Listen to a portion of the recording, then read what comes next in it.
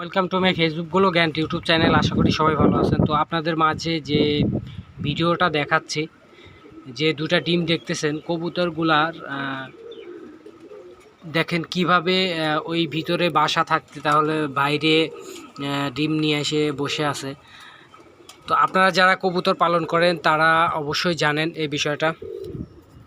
তো আপনারা যদি এই বিষয়টা জানেন কেন এই কবুতরগুলা বাসা থেকে কেন কবুতর খোপের মুখে এসে ডিমে তা দিচ্ছে, তো এটা কী জন্য প্রবলেমটা হয় আসলে এই জিনিসটা আপনারা জানাবেন আর কমেন্টের মাধ্যমে পরামর্শ দেবেন।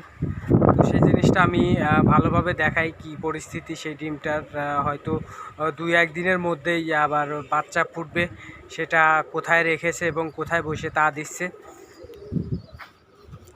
দেখেন এই যে একেবারে ঘরের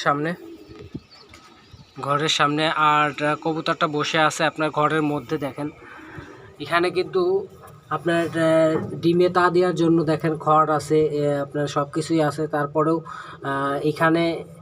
এখানে চলে এসে দেখেন ডিমে তা দিচ্ছে।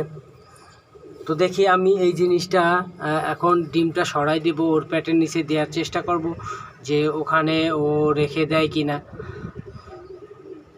এইগুলা ডিম সরাই ফেলায় কিসের কারণে, যদি আপনারা জেনে থাকেন তাহলে এই জিনিসটা কমেন্টের মাধ্যমে আমাকে পরামর্শ দিবেন, তাহলে আমি হয়তো উপকৃত হব এবং সেই স্টেপটা ব্যবহার করব। তাহলে দেখা যাবে যে ডিমটা ভালো থাকবে এবং বাচ্চাটা আমি সঠিক পিওর পাবো। আমি দেখি